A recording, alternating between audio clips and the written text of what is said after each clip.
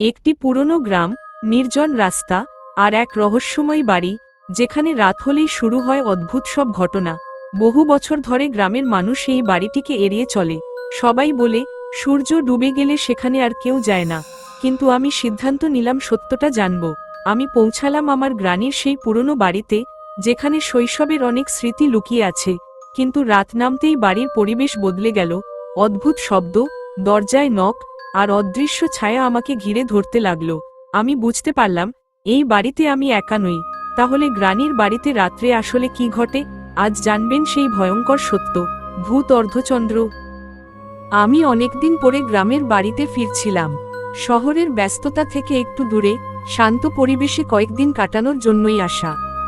আমার দাদি, যাকে সবাই গ্রানী বলে ডাকত, তিনি এই বাড়িতে একাই থাকতেন। গ্রানীর বাড়িটা ছিল খুব পুরনো, চারপাশে বড় বড় গাছ, বাড়ির পিছনে একটা শুকনো পুকুর, আর সামনে একটা ভাঙা গেট। গ্রামে ঢোকার সময়ই আমি লক্ষ্য করলাম, লোকজন আমাকে অদ্ভুতভাবে দেখছে। একজন বৃদ্ধ বললেন, রাতে সাবধানে থাকিস। আমি হাসলাম। কেন? বৃদ্ধ ধীরে বললেন, ওই বাড়িতে রাতের পরে কেউ থাকে না, মুখ ছাড়াই মুখমণ্ডল। আমার শরীর হালকা ঠান্ডা হয়ে গেল। বাড়িতে ঢুকতেই গ্রানী আমাকে দেখে খুব খুশি হলেন। তুই হঠাৎ এলি? আমি বললাম, কিছুদিন থাকবো। গ্রানী একটু চুপ করে গেলেন। রাতে তাড়াতাড়ি ঘুমিয়ে পড়িস। কেন? গ্রানী কিছু বললেন না। সন্ধ্যা নামতেই বাড়ির পরিবেশ বদলে গেল। পাখিরা হঠাৎ চুপ হয়ে গেল, হাওয়া থেমে গেল। বাড়ির পিছনের গাছগুলো যেন অদ্ভুত শব্দ করতে লাগলো, পর্ণমোচী গাছ।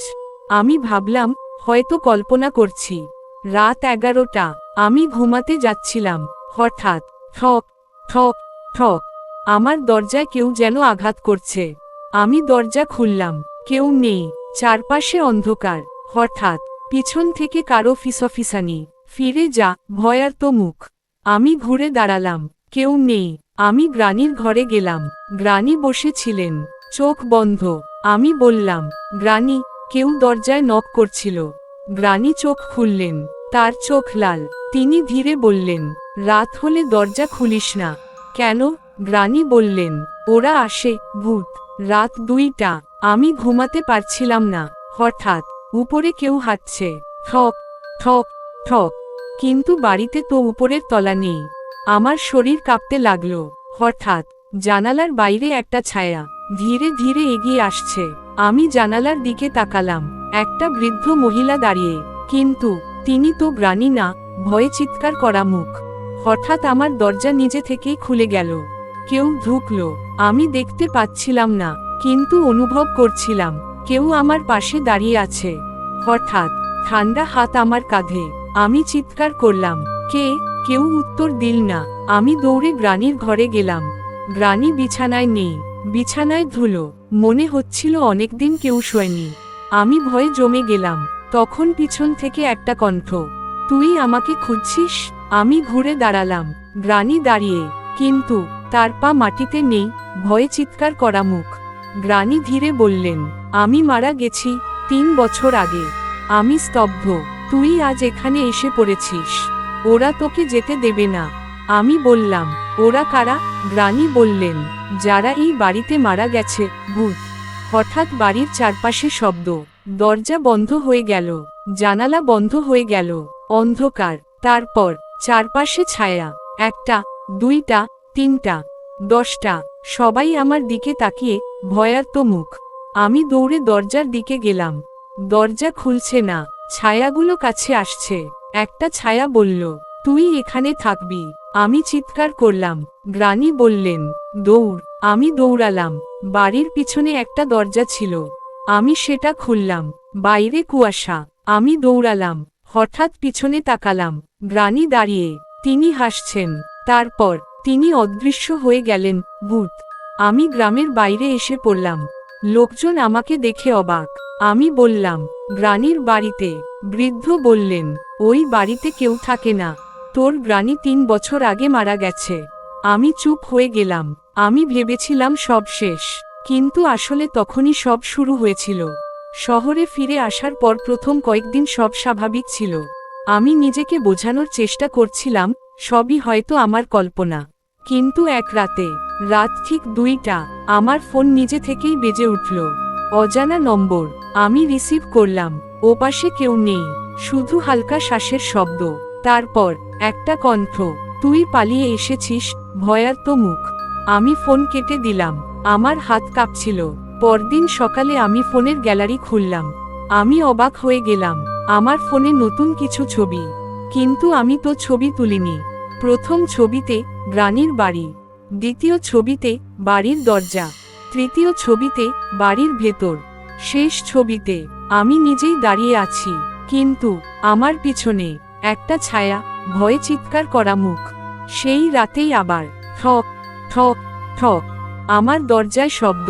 আমি ভয়ে জমে গেলাম। শব্দটা বাড়তে লাগলো। ঠক ঠক ঠক। আমি ধীরে দরজার দিকে গেলাম। দরজা খুললাম। কেউ নেই, কিন্তু মেঝেতে কাদা, যেন কেউ ভেজা পায়ে হেঁটে গেছে, পায়ের ছাপ। আমি ঘরে ফিরে এলাম। হঠাৎ ঘরের আলো বন্ধ হয়ে গেল। অন্ধকার। আমি মোবাইলের টর্চ জ্বালালাম। হঠাৎ দেয়ালে একটা ছায়া, আমার না, অন্য কারো, ভয়ার্ত মুখ। হঠাৎ আমি শুনলাম, তুই আবার আসবি। এটা গ্রানির কণ্ঠ। আমি কাঁপতে লাগলাম। আমরা অপেক্ষা করছি, ভূত। পরদিন আমার দরজার সামনে একটা পুরনো চিঠি। আমি খুললাম। ভিতরে লেখা, গ্রানির বাড়িতে ফিরে আয়, না হলে আমরা আসব, ভয়ে চিৎকার করা মুখ। আমি সব কথা আমার বন্ধুকে বললাম। সে বলল, চল আমরা ওখানে আবার যাই। আমরা রাতে গ্রামে গেলাম, কিন্তু বাড়িতে ঢোকার পরে হঠাৎ আমার বন্ধু অদৃশ্য হয়ে গেল। আমি একা, চারপাশে ছায়া, ভয়ার্ত মুখ। আমি শুনলাম আরেকজন এসেছে। ছায়াগুলো হাসছে।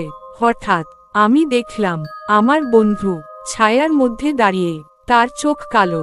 সে বলল, তুইও থাকবি, ভয়ে চিৎকার করা মুখ। আমি দৌড়ে বেরিয়ে এলাম। পিছনে হাসির শব্দ। আমি থামিনি, দৌড়াতে থাকলাম। তারপর আমি অজ্ঞান হয়ে গেলাম। আজও আমি রাতে ঘুমাতে পারি না, কারণ আমি মাঝে মাঝে দেখি আমার ঘরের কোণে গ্রানি দাঁড়িয়ে। তিনি হাসছেন আর বলছেন, ফিরে আয়, ভূত অর্ধচন্দ্র। সেই ঘটনার পর কয়েকদিন আমি অসুস্থ হয়ে পড়েছিলাম। রাতে ঘুম হতো না, চোখ বন্ধ করলেই গ্রানির মুখ ভেসে উঠত। একদিন সকালে ঘুম থেকে উঠে আমি একটা অদ্ভুত জিনিস লক্ষ্য করলাম।